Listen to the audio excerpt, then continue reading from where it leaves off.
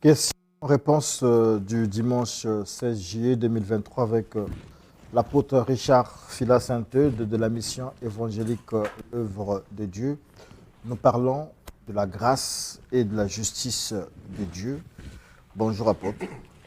Bonjour, bonjour à vous. Alors lorsque je lis le thème, c'est la grâce et la justice de Dieu.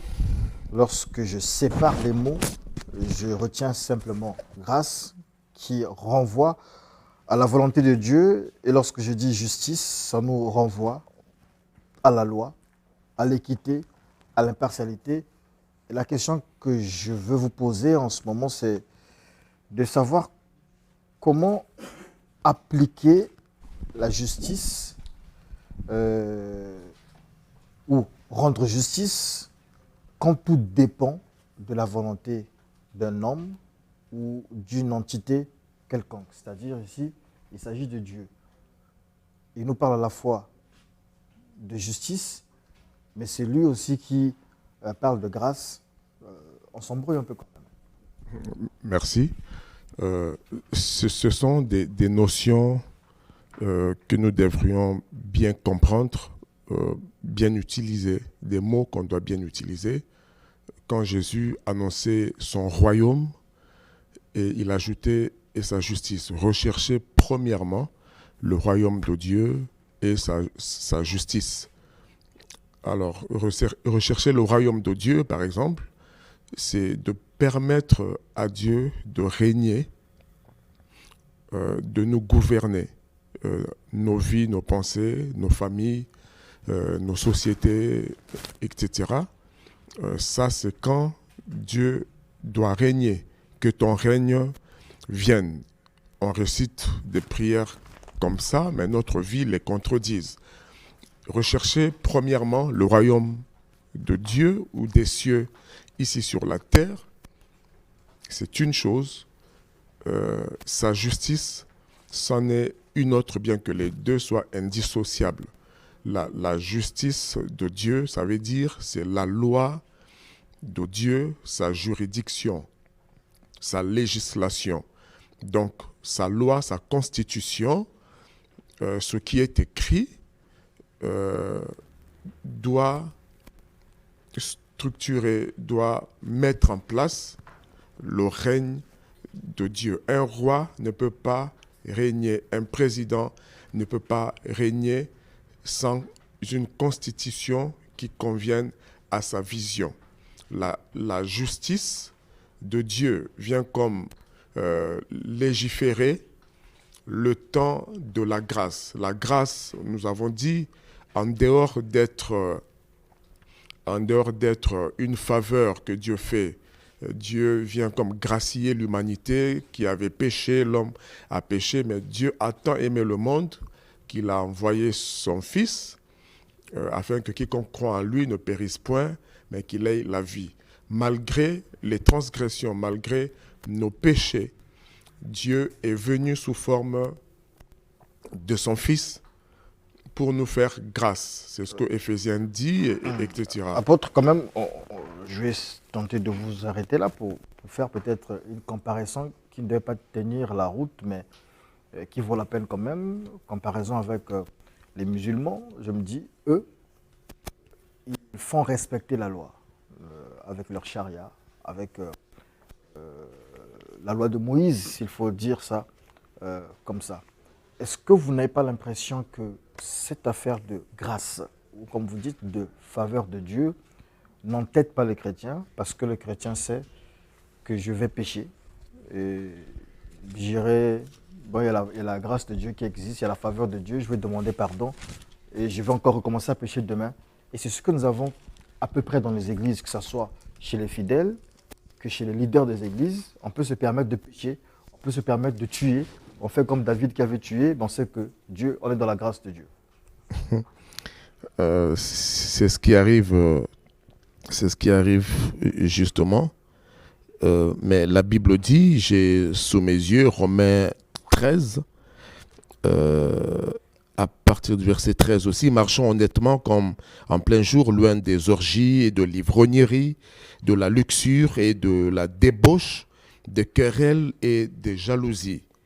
Mais revêtez-vous du Seigneur Jésus-Christ et n'ayez pas soin de la chair pour en satisfaire les convoitises. Pour en satisfaire les convoitises. Donc Dieu nous fait grâce, mais on ne doit pas, à cause de cette grâce, comme il dit ailleurs dans Galates, ne fait pas de cette grâce une occasion pour vivre selon les convoitises de la chair. Nous sommes libres. C'est ce qui se fait justement en fait. Voilà. Il faut savoir que dans Tite 2, 10 à 11, on parle de l'enseignement de la grâce. Dieu nous a fait grâce, mais la grâce a un message. La Bible dit que la grâce nous enseigne. Tite 2, 11, car la grâce de Dieu, source de salut pour tous les hommes, a été manifestée. Elle nous enseigne à renoncer à l'impiété et aux convoitises mondaines et à vivre dans le siècle présent selon la sagesse, la justice et la piété. Nous avons ici la grâce de Dieu qui s'est manifestée. Pécheurs, nous avons été rachetés, pardonnés par Christ. Il est mort pour nous afin de nous octroyer de la part de Dieu le pardon pour nos péchés. Il faut juste croire et pour être pardonné et recommencer une vie nouvelle. Ça, c'est déjà bien et nous vivons sous ce temps de la grâce. Mais ne faites pas de cette grâce une occasion pour vivre selon la convoitise de la chair, dans le libertinage, parce que la grâce a été manifestée, mais la grâce a un enseignement. La grâce nous enseigne. Donc, comment vivre sous la grâce de Dieu? C'est en marchant. Le verset 12 dit, la grâce nous enseigne à renoncer à l'impiété et aux convoitises mondaines. Quelqu'un qui est sous la grâce, quelqu'un qu'on a gracié, on vous a sorti de la prison, comme on avait cité Romains 3, verset 23, tout le monde a péché et privé de la gloire de Dieu. C'est la situation de toute l'humanité jusqu'à ce que vienne Jésus avec l'évangile de la grâce et du pardon. Ok, nous sommes graciés, mais la grâce nous enseigne. Donc il y a un protocole, il y a la justice, donc il y a la loi de la grâce. Nous sommes sortis sous la loi de Moïse qui condamnait tous les hommes. Il était difficile de s'approcher de Dieu, d'obtenir le pardon, il fallait payer ceci. On n'avait pas droit au sacerdoce ni aux alliances. Nous sommes sortis de la loi de Moïse, mais il y a la loi de la grâce. Ça veut dire, il y a les principes de la grâce. Lorsque vous voulez bénéficier de la grâce de Dieu, ça commence par la foi. On doit croire à l'évangile de la grâce de Dieu, le pardon de Dieu, la justification, le rachat, la rédemption. Tout ça, c'est la manifestation de l'amour de Dieu par la grâce. Après, il faut rechercher la loi, donc cette justice. Notez la loi pour justice. La justice de Dieu, ça veut dire la juridiction de Dieu. Il y a les lois de la grâce, les principes de la grâce. Lorsqu'on est sous la grâce, on a été gracié, on veut vivre sous la grâce de Dieu, il y a un protocole, il y a des principes. Il ne faut plus vivre dans ce monde comme dans Éphésiens 2 plutôt. Autrefois, c'est ce que nous étions, nous marchions dans ce monde selon nos convoitises. Lisez Éphésiens 2, nous étions morts par nos offenses, par nos péchés. Chacun vivait selon ses convoitises de la chair, sa méchanceté, les passions de la chair. Et nous étions condamnés à mort comme le reste de l'humanité, dit l'apôtre Paul. Mais la grâce de Dieu, quand la grâce de Dieu a été manifestée, nous qui étions morts, nous avons été rendus à la vie par Jésus-Christ. Ce n'est pas au moyen de nos œuvres, ni les œuvres religieuses, ni les œuvres caritatives, ni les œuvres sociales que nous avons été sauvés, que nous pouvons être sauvés, mais c'est au moyen de la grâce par la foi en Jésus-Christ. Lorsque vous êtes parvenus à cette grâce, où cette grâce vous a été révélée par l'Évangile, par l'Esprit de Dieu, vous l'avez expérimenté, il y a une nouvelle façon de vivre sous la grâce. Ne foulez pas aux pieds cette grâce qui nous a été manifestée. Il faut maintenant, après avoir été adopté, il faut maintenant s'adapter. Après avoir été adopté, nous qui étions étrangers aux alliances, nous n'étions pas fils de Dieu, nous étions perdus, nous étions juste des créatures de Dieu, on menait une vie animale juste, mais quand on croit en Jésus-Christ, on est pardonné, nous qui étions éloignés, il nous ramène comme les fils, les enfants de la maison, nous avons ce droit de filiation, il faut maintenant s'adapter après avoir été adopté. La Bible parle de l'adoption, parce que le droit de filiation divine était réservé juste au peuple d'Israël. Mais cette grâce a été faite à tout le monde. Il nous faut une adaptation. Pour être adopté. Après avoir été adopté, donc il faut s'adapter à la culture du royaume des cieux, à une nouvelle philosophie. Romains 12, 2 le dit si bien. On doit être renouvelé dans notre intelligence pour se comporter comme des enfants de Dieu, des enfants de lumière. La grâce est faite, mais l'enseignement de la grâce nous demande de vivre dans la sanctification, dans la crainte de Dieu. Quand quelqu'un est en Christ, c'est ce que ça veut dire. Les choses anciennes sont passées. Voici, toutes choses sont devenues nouvelles. Le monde autour de nous doit constater que nous ne sommes plus les mêmes personnes. Nous avons été graciés et nous avons une culture de la grâce, une culture d'action de grâce. Ça veut dire que nous sommes reconnaissants, que nous étions prisonniers, condamnés, mais Dieu nous a graciés gratuitement et nous vivons donc par reconnaissance. Eu égard à cette grâce, nous nous adaptons à cette nouvelle alliance, justement, qui nous fait vivre sans condamnation, comme Romains 8.1. Il n'y a plus de condamnation pour ceux qui sont en Jésus-Christ. Nous sommes libérés. Mais il faut être reconnaissant, obéir à Dieu, non de façon légaliste, comme sous l'ancienne alliance, où on était dans la peur. Mais la nouvelle alliance est une alliance d'amour, de reconnaissance.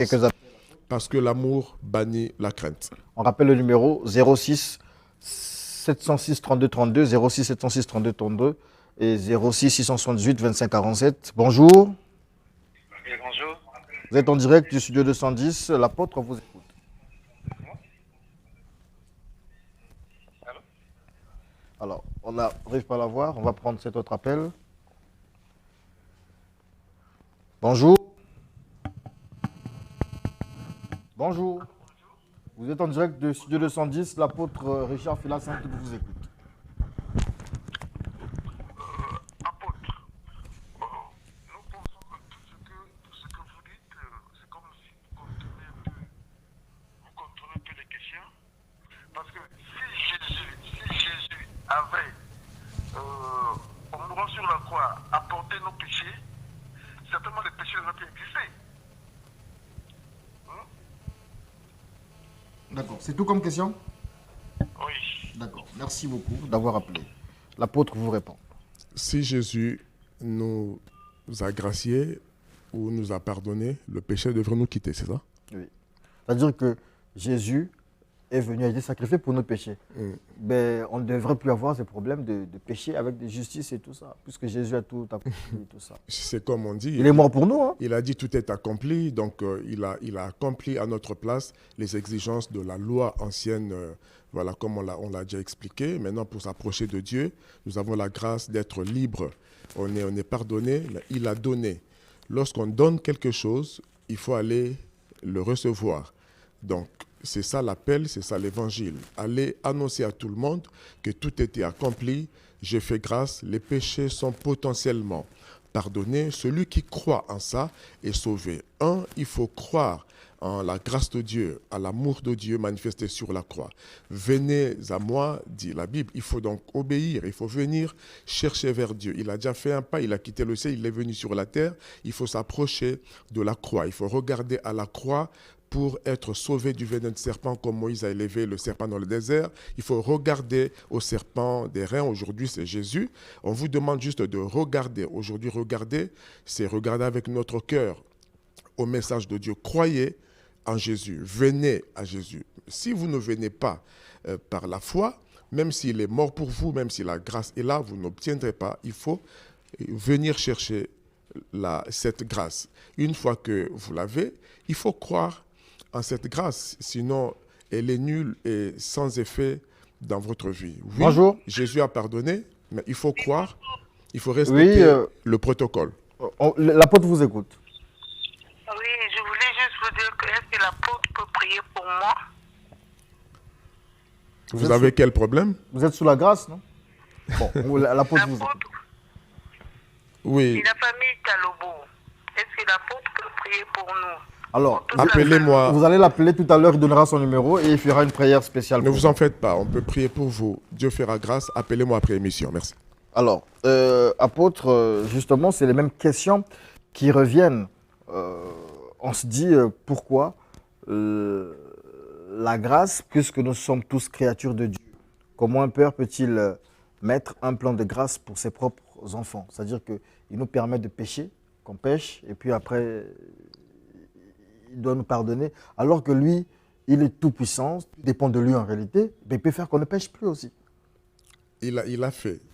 Il est venu mourir sur la croix pour nous donner la possibilité de vaincre le péché. Quand quelqu'un est en Christ, les choses anciennes passent. Par vous-même, vous ne pouvez rien faire. Il faut croire en Dieu. Je parle ici du vrai christianisme que j'appelle moi la christianité, une relation personnelle avec Dieu au travers de Christ par sa parole et son esprit. C'est quand vous parvenez à cette régénération de l'homme intérieur, à cette délivrance eu égard au péché, que par la puissance du Saint-Esprit, les choses anciennes passent.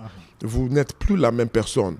Je parle de ceux qui font l'expérience de la nouvelle naissance et non de ceux qui partent juste à l'église. Nous prêchons la repentance, la conversion, la transformation de l'homme intérieur.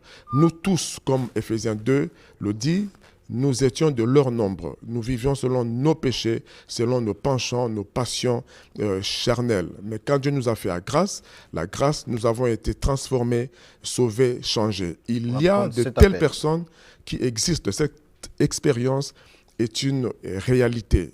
Et quand vous écoutez des vrais chrétiens, ils vous diront qu'ils étaient voleurs, violeurs, féticheurs et autres. Oui. Dieu les a totalement transformés. L'apôtre vous écoute, allez-y. Oui, en fait, je voulais poser la question. Est-ce que... Bonjour, allô? Bonjour, on vous écoute. Oui, je voulais poser la question. Au fait, faire la ristourne, c'est un péché. Bon, ça, c'est pas le sujet. Moi, je vais répondre à la place de l'apôtre. Voilà pourquoi on n'aime pas parfois décrocher là. Bonjour. L'apôtre Richard vous écoute. C'est le studio 202? Vous êtes en direct. Bonjour, studio 218. Oui, voilà. Je tenais à poser une question chez l'apôtre. Il est là, il vous écoute. Oui. Ma question, c'est... Je voulais savoir sur le réel péché que Jésus nous avait sauvé. Le réel péché. C'était quoi le réel péché que Jésus nous avait sauvé? Merci. Apôtre. Bon, le réel péché, c'est, je dirais, le péché avec grand P. Péché veut dire, originellement, manquer de but. Et deuxièmement, transgresser la loi. Et quand le premier homme a désobéi, a transgressé la loi, ne touche pas à ce fruit, ne faites pas cela, l'homme avait déjà péché. Donc aujourd'hui, le péché n'est pas seulement par commission ou par omission, mais c'est une nature déjà en nous. Le péché nous condamne déjà de naissance. Il y a des péchés qu'on commet, et d'autres qu'on ne commet même pas. On est dans le péché par nature parce que nous sommes nés dans le péché depuis le ventre de nos mères. Jésus-Christ vient nous délivrer de ce péché originel qui est naturel pour nous. Alors lorsque nous croyons en Jésus, ce péché, cette condamnation qui est liée au péché est ôtée. Comme j'ai dit, on est adopté, on est devenu fils de Dieu. Après, il faut grandir sous la grâce, grandir dans le salut pour expérimenter dans notre mental, dans notre corps, les bénéfices de cette libération au péché. C'est un processus. Lorsque nous grandissons dans la maturité, nous nous débarrassons de notre manière de penser, nous adaptons notre chair, notre façon, nos désirs charnels à ceux de Dieu. Donc ce processus, la Bible appelle ça le renouvellement de l'intelligence. Question Donc, quand même, apôtre, vous dites des choses bien en fait. Mais on se dit, comment, en fait, on revient sur la même question. Tout est volonté de Dieu. Comment on peut être conçu dans le péché? Nous, on est innocents. C'est lui qui nous crée là-bas, il nous envoie, mais nous sommes déjà des pécheurs. Comment expliquer ces choses-là? Non, c'est à partir du premier homme. Okay? Tous ceux qui sont nés d'Adam. Donc l'humanité commence avec Adam et la sémence du péché, c'est dans le sang. Et tous ont péché par un seul homme, Adam. Est-ce qu'il n'y a pas de contradiction avec un seul homme est venu aussi pour nous? L'élection de Dieu, puisque Dieu nous a appelés avant la fondation du monde. Parce que cette affaire de grâce et de justice fait un peu comme, voilà, en disharmonie avec la grâce. Non, je avec ne pense pas. Dire.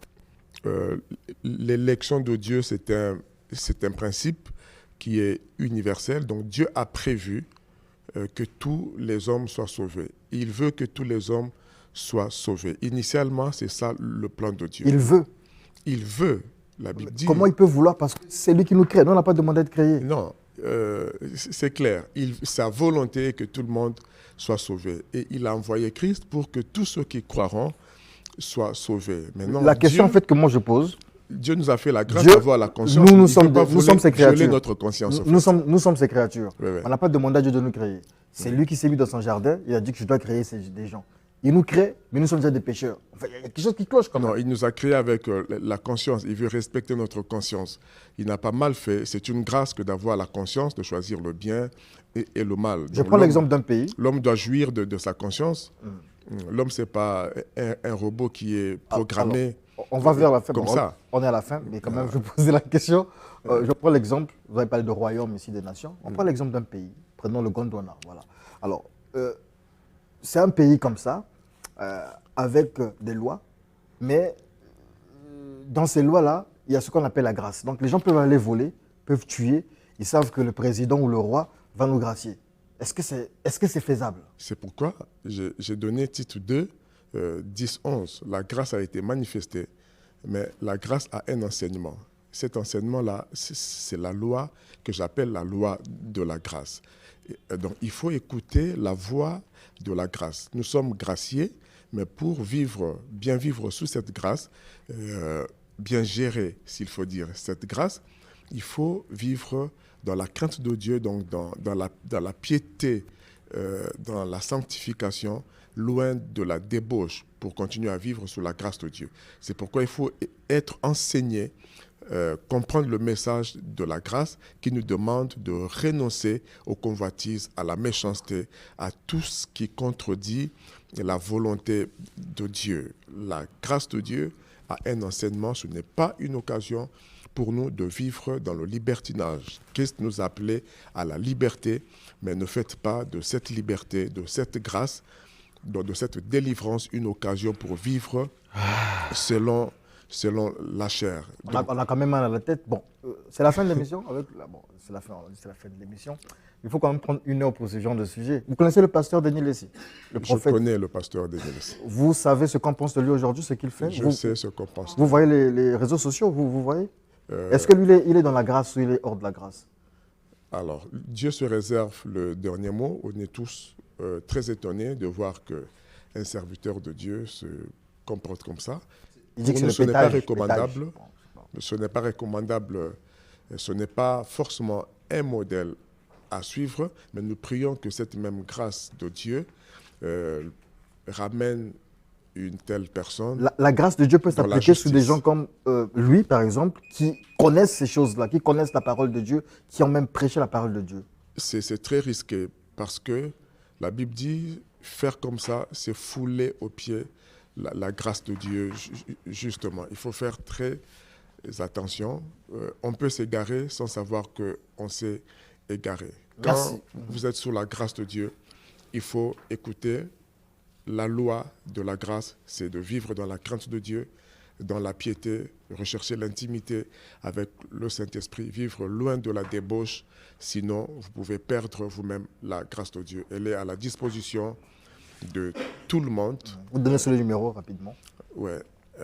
06 903 51 14. 06 903 51 14. Que Dieu vous bénisse. Merci beaucoup. C'était l'apôtre Richard Fila Saint-Eudes de la mission évangélique L'œuvre de Dieu. Et tout de suite, nous allons recevoir le pasteur Ange Bienvenu Aluna de l'église La Vie en Jésus-Christ. Le pasteur Aluna que vous connaissez incisif, le pasteur Aluna que vous voyez qui défend justement les évangiles. Voilà, on dit que c'est l'homme de la parole et tout ça. Bon, on dit que la parole aussi est une épée. Est-ce qu'il blesse les gens contre... Bon, on ne sait pas. Bonjour, pasteur Ange Bienvenu Aluna. Avec vous, nous parlons des interdits du foyer. Alors, interdits du foyer, vous faites ici allusion au foyer, on va dire, au foyer conjugal. C'est-à-dire que lorsqu'on dit foyer conjugal, vous, dans votre... dans la perception de cette thématique, est-ce que le foyer dont vous faites allusion, c'est le foyer où il y a mariage officiel, c'est-à-dire où il y a mariage, ou bien c'est tous les foyers, même si on n'est pas marié? Oui, quand on parle, bonjour et bonjour à tous, quand on parle du foyer, et lorsqu'on est dans la Bible, et la Bible parle ce qui est réel, ce qui est véridique. Donc, on peut se dire qu'on est marié selon soi, mais selon la parole de Dieu, on n'est pas marié. Donc ceux-là, ils ne sont pas concernés ou bien ils sont concernés par cette thématique? Je parle ce que la Bible me dit et ce que la Bible me demande. Ok. Alors, donc, quand on parle de parler du foyer, parler du foyer, c'est parler de la demeure familiale. Et lorsqu'on parle de la demeure familiale, nous faisons allusion à la famille. Et lorsqu'on parle de la famille, nous avons les parents et nous avons les enfants. Et quand on parle des parents, et nous voyons ce que nous sommes en train de dire, le mariage. Et le mariage est sacré. La Bible dit que les enfants, c'est un don de Dieu. Donc, les enfants sont aussi sacrés. Donc, là où il y a le sacré, il y a des interdits. Parce que là où il y a des interdits, si nous nous rendons dans la Bible, et Samson va nous renseigner concernant les interdits. Okay. À cause des interdits, Samson s'est vite disqualifié. Samson a terminé son ministère avec les yeux troués. Alors, en dehors de... On parle des interdits justement. En dehors du cas de Samson, est-ce que vous pouvez nous édifier sur les différents types d'interdits, sinon les différents cas d'interdits? Ok. Alors... Dans le foyer? Dans le foyer, bien sûr. Donc, je disais que, monsieur le journaliste, le foyer, le mariage étant sacré, vous pouvez vous marier à une femme qui vous emmène les enfants, ce sont vos enfants par adoption. Vous pouvez avoir les enfants, que votre femme arrive, elle vous trouve avec les enfants. Alors, l'interdiction formelle, il ne doit pas avoir une grossesse importée. Quand une femme emmène dans la maison une grossesse qui n'est pas la vôtre, c'est très, très, très, très, très dangereux. Dangereux pour la femme ou pour l'homme? Dangereux pour, d'abord pour la femme, et dangereux pour l'homme, et dangereux pour le foyer. Parce que la Bible dit, nous sommes dans Proverbe 13, verset 21, le malheur poursuit ceux qui pêchent. Donc, une femme qui vous emmène un enfant qui n'est pas le vôtre, et la vie est dans la sémence, et le sang est sacré. Vous allez constater, peu importe que ce soit les animaux, que ce soit les hommes, que ce soit les oiseaux, vous allez comprendre que la couleur du sang reste et va demeurer rouge. Est-ce qu'il y a des, avec cette question quand même, est-ce qu'il y a des dangers pour l'enfant qui naît? Parce qu'on dit que les enfants sont petits, sont innocents, on dit que ce sont des anges, ben est-ce que l'enfant va subir de toutes ces choses-là. Alors, Monsieur Diaz, écoutez, lorsque nous lisons dans la parole de Dieu, nous sommes dans Proverbe 7, la Bible dit que le juste marche dans son intégrité, heureux ses enfants après lui. Donc, ses enfants seront bénis. Donc, celui qui marche dans l'intégrité, celui qui marche dans la crainte de Dieu, et il va laisser une génération bénie. Comme l'apôtre vient de le dire ici, il y a de ces péchés que nous subissons à cause du sang, et ainsi de suite. Donc, l'enfant qui reste, et cet enfant va apporter plusieurs influences dans la maison, dans le foyer. Cet enfant sera comme une bombe dans la maison, et soit c'est les cas de maladie qui peuvent caractériser la vie de cet enfant et qui va dépenser. C'est toi, le père qu'on a attribué cet enfant. C'est le premier interdit. Il y a d'autres interdits aussi. Et je vais quand même en profiter en train de poser une question. On dit que les enfants nés hors mariage. C'est vrai que ce n'est pas vraiment dans le thème, mais j'intègre cette question. Deutéronome 23.2 semble dire que, je ne sais pas si c'est vrai, mais c'est un débat ici, dans le groupe Studio 210. Celui qui est issu d'une union illicite n'entrera pas dans l'assemblée de l'Éternel, même sa 10e génération n'entrera point dans l'assemblée de l'Éternel. Oui, vous voulez la question? La question, en fait, c'est l'enfant né hors mariage, c'est un enfant maudit, c'est un enfant qui n'a pas d'avenir, qui n'a pas de salut, qui n'aura même pas la grâce. On parlait de la grâce tout à l'heure. Bon, l'enfant qui est né hors mariage, si c'est dans ce contexte. C'est Deutéronome 23.2. Oui, si l'enfant qui est né hors mariage, par exemple, nous avons plusieurs contextes ici. Avant de me marier officiellement, j'ai un enfant. Mais il est perdu. Non, mais quand. Non. Deutéronome 23.2. Oui. J'essaie un peu d'expliquer parce que vous lisez ce verset terre à terre. Vous avez une compréhension à vous. Alors, donc, moi, Monsieur Diaz, moi, le pasteur Alouna, avant de me marier, j'ai un enfant. Et lorsque l'enfant, là, avant de se marier, l'enfant, là, c'est un enfant qui est issu dans la fornication. Et lorsque je vais me marier, la grâce s'applique automatiquement. La grâce que j'ai reçue de mon Dieu, en alignant ma vie dans ce qui est normal, va couvrir cet enfant.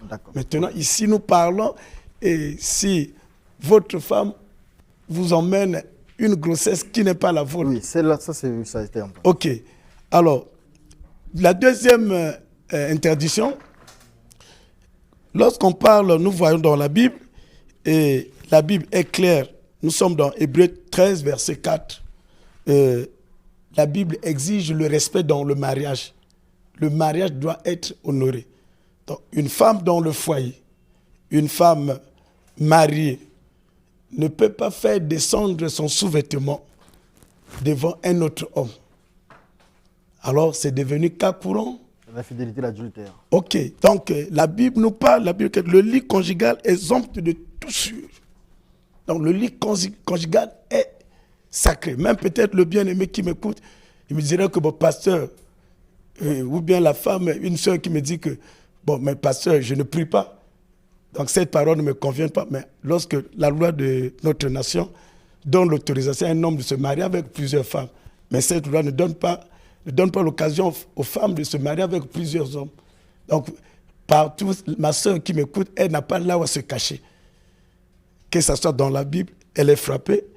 Que ce soit... Donc, c'est interdit, strictement interdit. Alors, aujourd'hui, ça devient comme monnaie courante. Il n'y a pas de différence entre les femmes mariées et les femmes non mariées. Tous sont dans l'ivrognerie de la débauche sexuelle. Et nous avons eu à évoquer cela ici dans les administrations, en milieu professionnel.